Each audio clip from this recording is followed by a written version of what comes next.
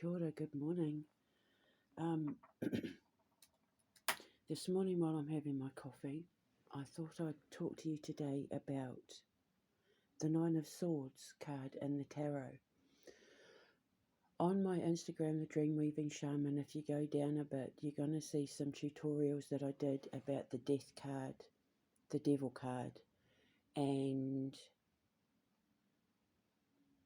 the Tower card.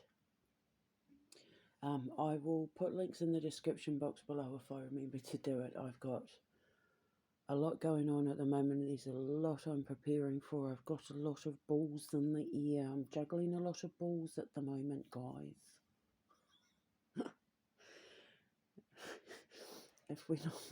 if when I'm making my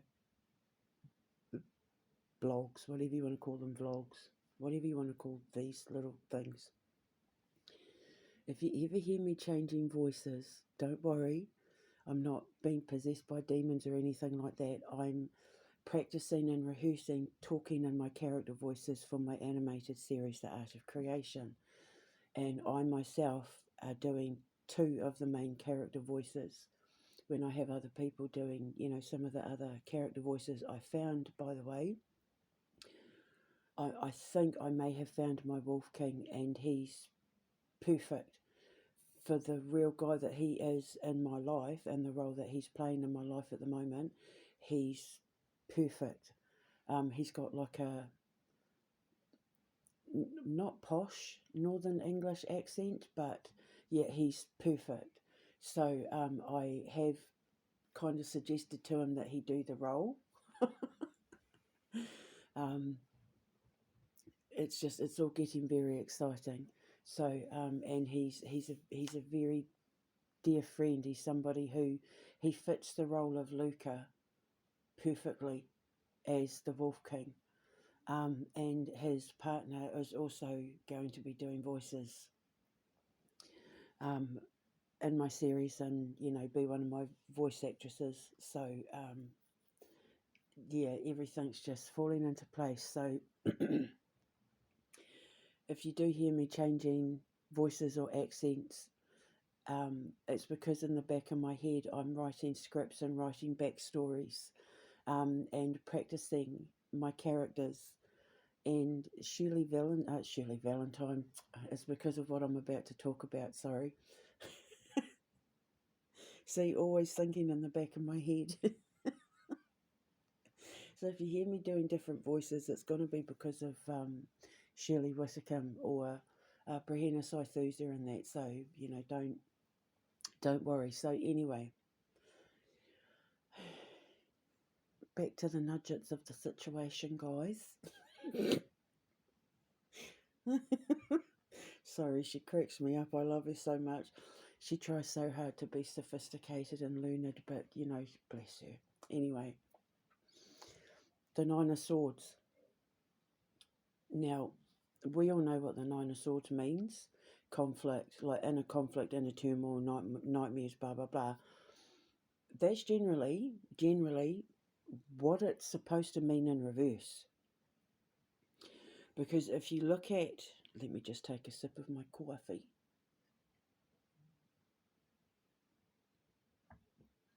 If you look at every piece of that card from the Rider-Waite deck to, the modern interpretation, people are reading it wrong.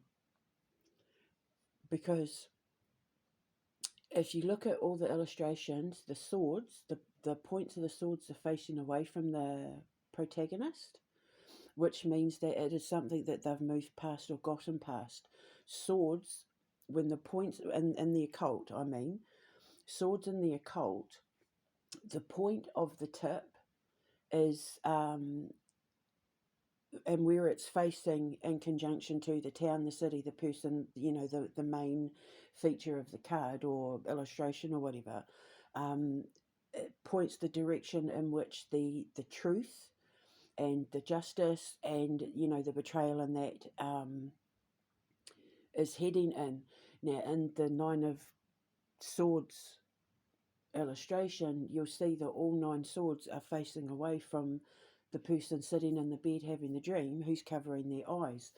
Now, the fact that they're covering their eyes means that it can be that they're waking up to the truth, that they have been given like an intuitive download.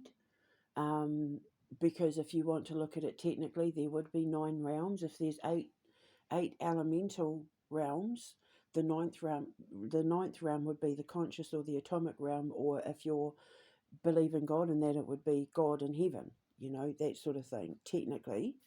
Um, so when you look at what a sword means in the occult, they use swords to do everything from sacrifices to marking um, north, south, east, west in the soil before they lay their candles and stuff down. Swords are used for so many things in the occult, but it's primarily for cutting out the BS. Swords, if you look at it from an elemental point of view, would be air sign, which is communication and thinking. So the Nine of Swords, the tarot card, can mean this person has cut out the BS, they're taking the blindfolds off, and they're being forced to see the truth. It can also mean like an end to your worries. It can mean a spiritual awakening, because of the fact that if you look at the background on the traditional Rider-Waite Nine of Swords, and even on modern interpretations, it's either a black background or a window, which in occult terms is the symbol for the conscious mind, your higher consciousness. Black in occult terms means connection to your highest consciousness. The colour black, if you want to look at it from a chakra point of view, the colour black sits above white light. You know how, like, well, you'll have like your purple for your crown, and then you have the white light of expansion, and then you would have black will always sit above white, because black is like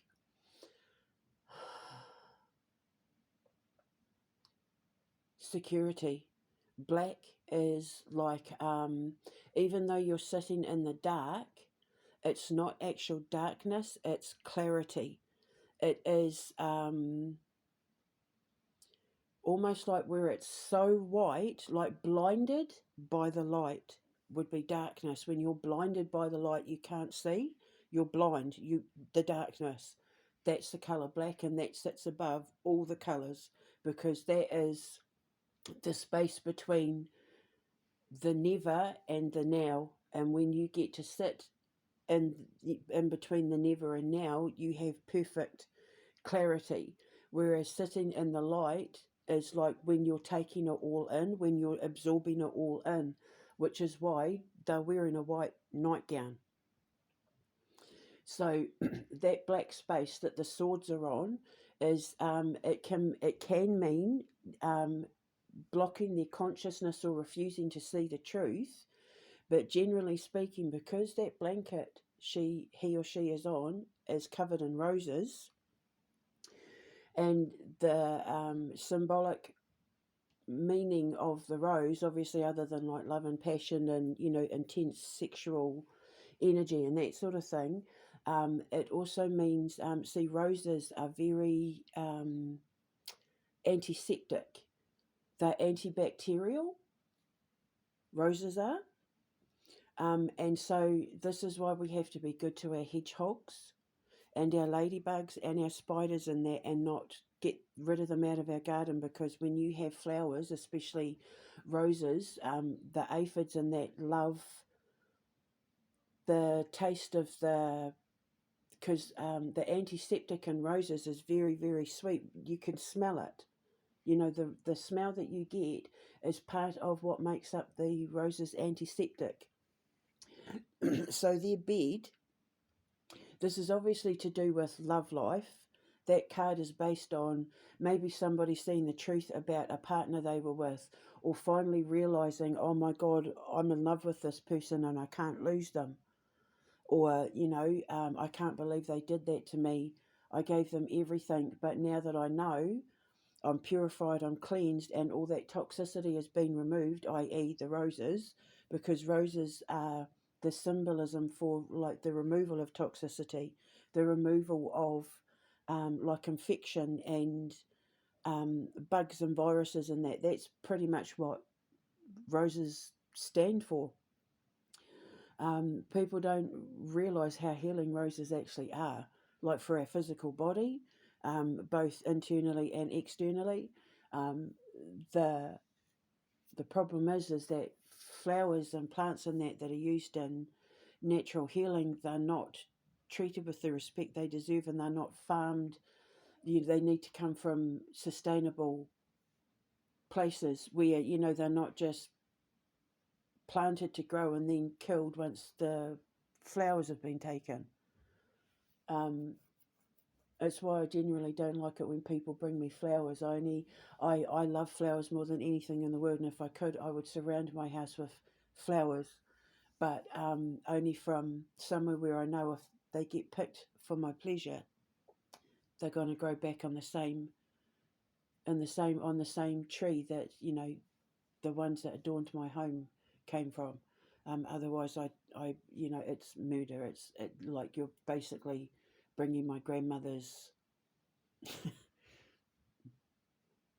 fingers to me or something, fingers and toes to me in a pretty little bow. But anyway, so obviously this card is to do with love life or a toxic working environment or a toxic living environment, because of the fact that it's they're in a bed, so it's somewhere that where they feel comfortable to be able to go to sleep.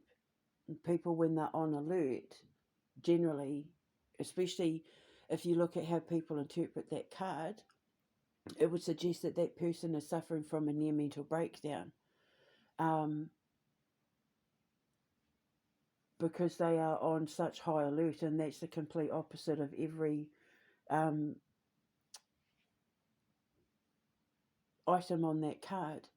Like he or she is lying on a bed with a drawing of like some sort of defeat, where like a gladiator or something, where one person is defeating the other.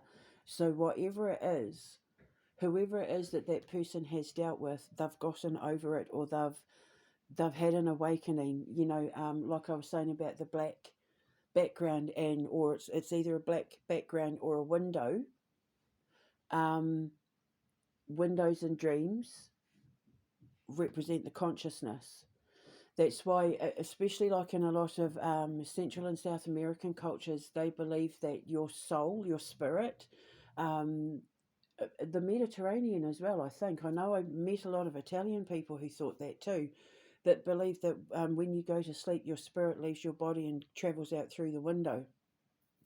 So that's why when I give my spray to people, I always tell them to spray the corners of their windows and doors, because in a lot of cultures they believe that when you go to sleep, the spirit leaves your body through the windows, or primarily through windows, but like in Africa and that, it's mostly through the doors, like your Creoles as well, African Americans, because of the slave days and that. It's why we have broomsticks. It's why witches use broomsticks, and it was primarily willow that they used to brush the negative spirits or negative energy or toxic energy out of the front door using the willow. So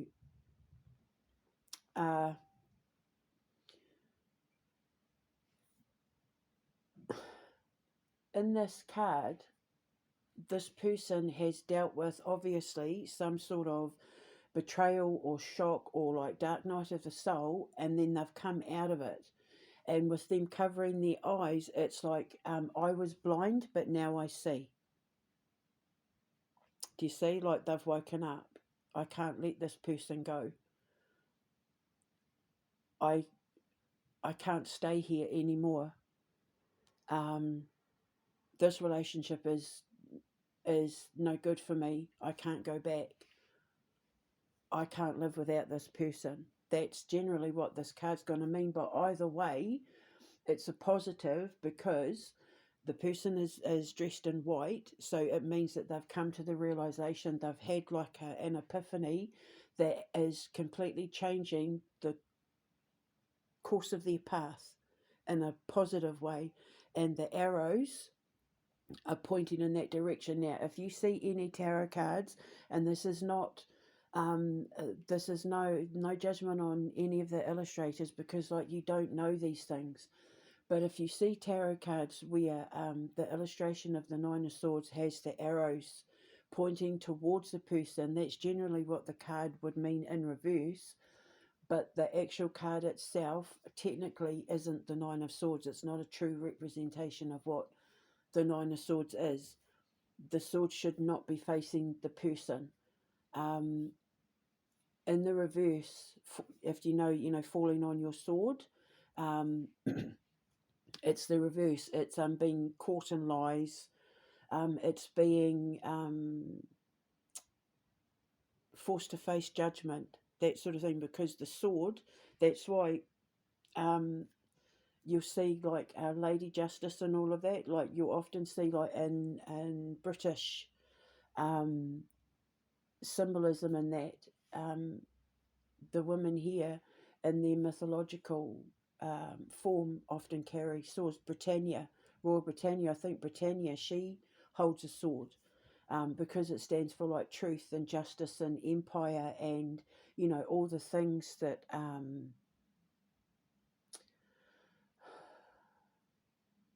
make a foundation strong is what a sword is. And it stands for absolute truth and purification, and how you wield your sword is just as important as how you wield your pen. The pen is mightier than the sword, but both are equally as destructive as each other, depending on who wields what and how they wield it. So that's generally the Nine of Swords. So it's an interesting way to look at it. Quite the opposite of what everybody thinks it is. It's basically someone realizing they're in love and they can't lose the person that they're in love with, because that person is like getting ready to head out the door, which is, the swords, the direction that the swords are heading in. It's like it's over there. Or it can mean, that they've realised, I'm not happy in this relationship, I'm not happy in this job, I'm not going to let my friends talk to me like this anymore, and then leaving, and then by doing that, almost like setting the wheel in motion for positive change and a completely new direction, because those swords are clean, so it's a clean cut, it's a clean slate, it's a clean removal. There's no blood or dirt or soil or anything on those swords. They're pristine. The person in the card is sitting in a pure white gown. Everything is clean and pristine, which means it's going to be a clean, smooth break, and walking into a clean, bright, new beginning. So I'm just putting it out there, bit of food for thought there. And I will speak to you guys later. Ka kite anō. Mwah.